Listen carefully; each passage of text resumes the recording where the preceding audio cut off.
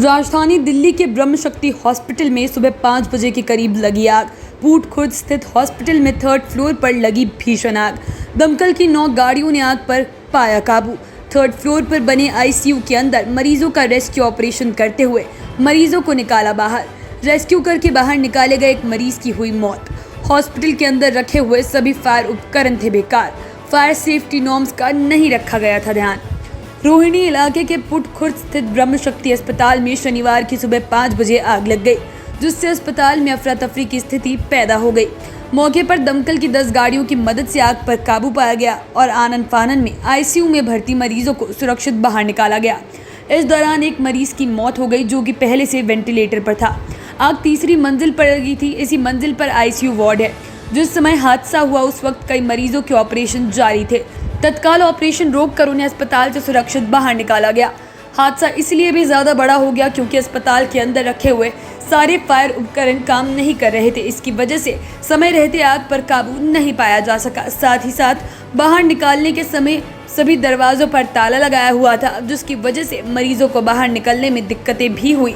आपको याद दिला दें कि मुंडका इलाके में भी कुछ इसी तरीके के हालात देखने को मिले थे, लेकिन उस हादसे से भी ब्रह्म शक्ति हॉस्पिटल के प्रशासन द्वारा कोई सबक नहीं लिया गया। फिलहाल एक मरीज की मौत के मामले में अब अलग अलग एजेंसियां पूरे मामले की जांच कर रही हैं, लेकिन सवाल तो यही खड़ा होता है कि आखिरकार एक अस्पताल में इतनी बड़ी लापरवाही और मरीजों की जान के साथ खिलवाड़ क्यों किया जा रहा है।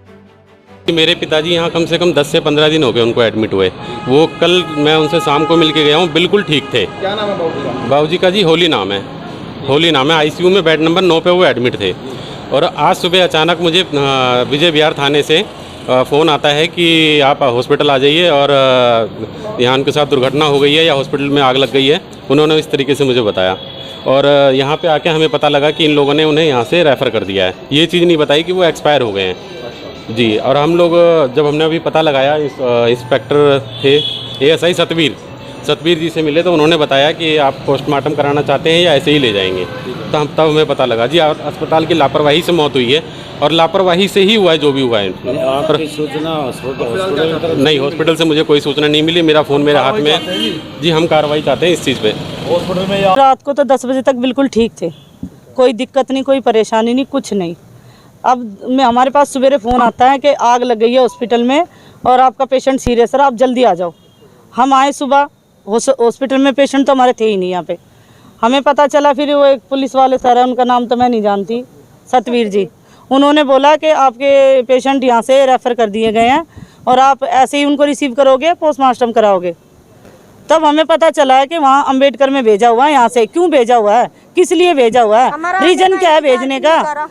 हमारा हमको बताते, बुलाते, हमारे सामने भेजते। एक पेशेंट पूरे हॉस्पिटल में से वहाँ क्यों भेजा, किस लिए भेजा, रीज़न पता करना ना। हमें पूरी कार्रवाई चाहिए, किस तरह आग लगी, कैसे पेशेंट हमारे एक्सपायर और क्यों, और वहाँ क्यों भेजा, ये चीज़ हमें पूरी जानकारी चाहिए सर। और इसका ब्रह्म शक्ति। टॉप स्टोरी ब्यूरो के लिए दिल्ली से रवि डालमिया की रिपोर्ट।